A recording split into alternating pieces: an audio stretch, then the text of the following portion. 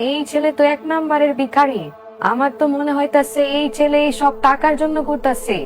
এই ছেলে মনে হয় আমার মেয়েকে জাদু করছে। আম্মু তুমি এগুলা কি বলতেছ? প্রিমিস এরকম ছেলেই না, তুমি ওকে ভুল বুঝতেছ। ঠিক তখন প্রিমিসের মোবাইলে কল আসে। কলটি ছিল ব্যাংকের ম্যানেজারের। তারপর প্রিমিস কল ধরে তার সাথে কথা বলা শুরু করে। হ্যাঁ ম্যানেজার বলেন, কেন কল দিয়েছেন? আমার গাড়ির জন্য কি আরো টাকা লাগবে? না স্যার, আমি আপনার জন্য দুইটা বড় বাড়ি খুঁজে পাইছি। বাড়ির লোকেশন কন্ডিশন সবকিছু অনেক ভালো। আমি এই সবের ডেটা বাইর করে খোঁজ খবর নিয়েছি। আপনি কি বলতেছেন? আমি কিছুই বুঝতে পারতেছি না। সরি স্যার, আমার একটা ভুল হয়ে গেছে। আসলে ওয়াসিম আর বারেক স্যার রোলস রয়েস কানের বাকি পেমেন্টের কথা বলেছিল। তখন ওরা আরো বলেছিল আপনার জন্য ঢাকার মধ্যে সুন্দর দুইটা বাড়ি খুঁজে দিতে। আচ্ছা, এরকম কিছু হলে আপনি বাড়ির কাগজগুলো সব এখানে পাঠায় দেন। আমি এখন আমার লোকেশন আপনাকে পাঠিয়ে দিচ্ছি। কি নিউ সিটি ব্যাংকের ম্যানেজারের কল ছিল এটা? ইয়াসমিন কিছুটা ভয় পায়, কারণ নিউ সিটি ব্যাংকের ম্যানেজার ছিল ইয়াসমিনের বস। সে যদি দেখে ইয়াসমিন অফিস টাইমে রেস্টুরেন্টের মধ্যে, তাহলে তার চাকরির ক্ষতি হতে পারে। প্রিমিস আমি এইখান থেকে চলে যাই। ব্যাংকের ম্যানেজার দেখার আগে আমি এইখান থেকে চলে যাই। কই যাইতাছো ইয়াসমিন? তোমরা দুজনকে আমাদেরকে বোকা বানায় এইখান থেকে চলে যাইতাছো, কিন্তু তোমরা কোথাও যাইতে পারবা না। আরে আম্মু আমাকে এখান থেকে যেতে দাও। ম্যানেজার স্যার সত্যি এইখানে আসতেছে। আমাকে যদি উনি দেখে ফেলে আমার চাকরি কিন্তু চলে যেতে পারে। ইয়াসমিন, তোমার কি মনে হইতেছে আমরা পাগল? তোমাদের এই পাগলামি কেউ বিশ্বাস করবে না। ইয়াসমিনের মা প্রিমিসের দিকে আঙুল তুলে বলে, কি বলতেছো তুমি? তুমি নাকি দুইটা বাড়ি কিনতেছ? এই কথা কে বিশ্বাস করব? তুমি বলবা আর আমরা বিশ্বাস করব? তুমি আমার বোনের উপর জাদু করছো, তাই না?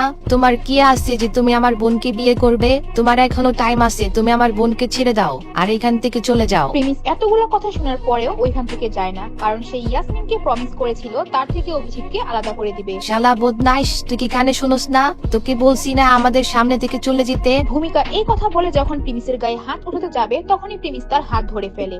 এর আগেও ভূমিকা একদিন প্রিমিসকে থাপ্পড় দিয়েছিল, তখন প্রিমিস কিছুই বলেনি, কিন্তু এইবার প্রিমিস ভূমিকাকে বাধা দেয়। তোমার এত বড় সাহস কি করে হলো? তুমি আমার গায়ে হাত তুলতে পারো না। তোমাকে কেউ আমাকে মারার অধিকার দেয় নাই। হাত স্যার আমার, তুই আমার হাত ধরলি কেন? স্যার আমার হাত স্যার। আমি তোমাকে ছেড়ে দিব।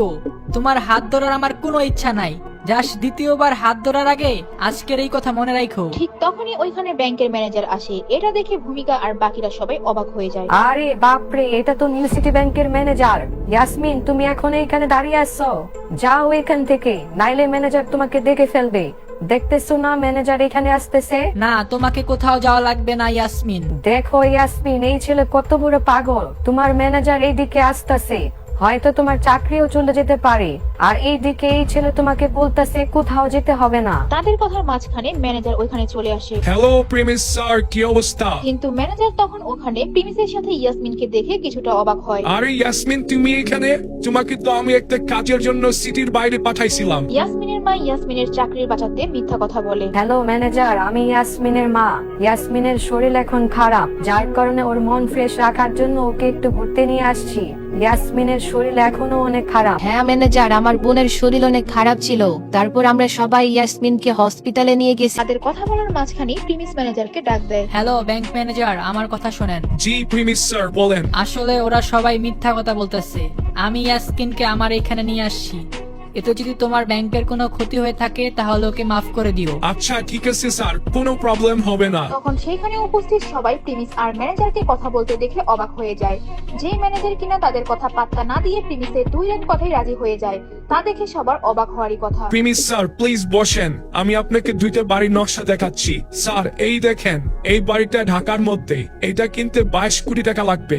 যখনই ইয়াসমিনের ফ্যামিলি এই 22 কোটি টাকার কথা শুনে, তারা অবাক হয়ে যায়। যেহেতু আপনি বলেছেন বাড়িটা ঢাকার মধ্যে, তাহলে চলেন আমরা গিয়ে দেখে আসি। ওকে স্যার, তাহলে চলেন আমি আপনাকে দেখিয়ে নিয়ে আসি। স্যার এই বাড়িটার চারদিকে অনেক সুন্দর সুন্দর রাস্তা আছে, ভালো একটা লোকেশনে আছে বাড়িটা। তারপর ম্যানেজার আর প্রিমিস ওইখানে যাওয়ার জন্য রেডি হয়। যাওয়ার সময় ইয়াসমিনকে প্রিমিস বলে, ইয়াসমিন, এখন আমার একটু কাজ আছে। আমি এখন তোমার সাথে থাকতে পারবো না।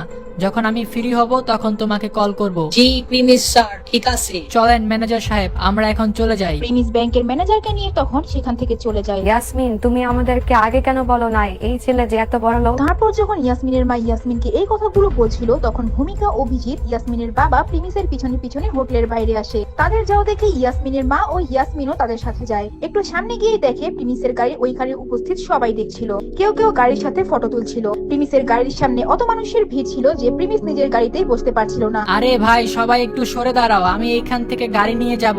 আরে ভিখারি, এটা তোর গাড়ি। হা হা হা, তোর গাড়ি যেহেতু তাহলে এখান থেকে নিয়ে দেখা। আরে ম্যাডাম, আপনি যতক্ষণ না গাড়ির সামনে থেকে যাবেন আমি কেমনে গাড়িতে উঠবো? প্রিমিস যখন এই কথাগুলো বলছিল তখন সেখানে উপস্থিত সবাই জোরে জোরে হাসছিল। তখন প্রিমিস তার প্যান্টের পকেট থেকে গাড়ির চাবি বের করে। এরপর প্রিমিস চাবিতে থাকা বাটনে প্রেস করে আর গাড়ির দরজা খুলে যায়। এরপর প্রিমিস গাড়িতে গিয়ে বসে। এদিকে ইয়াসমিনের ফ্যামিলি প্রিমিসের এইসব কাহিনী দেখে ফেলে। তারপর প্রিমিস তার গাড়িতে ব্যাংকের ম্যানেজারকে নিয়ে 22 কোটি টাকার বাড়ির দিকে যায়। স্যার, এই বাড়িটা বাড়ির মালিক টাকার অভাবে বিক্রি করতেছে। বাড়ির মালিক এই বাড়িটাকে 30 কোটি টাকায় বিক্রি করতে চাইছিল, কিন্তু বাড়ির মালিক আমার পরিচিত ছিল বলে আমি ওকে 22 কোটি টাকায় রাজি করাই। ম্যানেজার সাহেব, যেহেতু এইখানের জায়গা জমি বাড়িঘর গুলো এত ভালো, তাহলে মানুষ কেন এগুলা বিক্রি করে দিচ্ছে, আবার এত কম টাকায় কেন? ওকে স্যার, আমি আপনাকে বাড়ির সমস্ত ডিটেলস পাঠিয়ে দিব। আচ্ছা, তাইলে এই বাড়িটা কিনে ফেলি, যেহেতু বাড়িটা দেখতে অনেক সুন্দর। তারপর প্রিমিস বাড়িটি ভালো করে দেখে নেয়। দেখা শেষে সে ম্যানেজারকে তার ব্যাংকে নামিয়ে দিয়ে সে তার পুরনো বাড়িতে ফিরে যায়। তারপর বাড়িতে গিয়ে প্রিমিস ওয়াসিমকে কল দিয়ে রাধিকার কথা জানতে চায়, কিন্তু তখনও রাধিকাকে খুঁজে পায় না। প্রিমিস তখন ওইখান থেকে তার রুমে এসে শুয়ে পড়ে। সে চোখ বন্ধ করে রাধিকার কথা ভাবতে থাকে।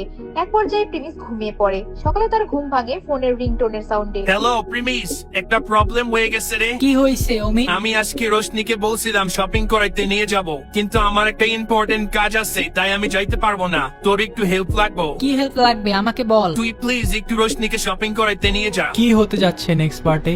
গরিব থেকে কোটিপতি পার্ট তো শেষের দিকে, এখনো রাধিকা কেন নাই? এই সব ব্যাপারগুলো যদি আপনারা জানতে চান তাহলে অবশ্যই চ্যানেলটা সাবস্ক্রাইব করে রাখেন, এন্ড অবশ্যই নেক্সট পার্টের জন্য ওয়েট করতে থাকবেন।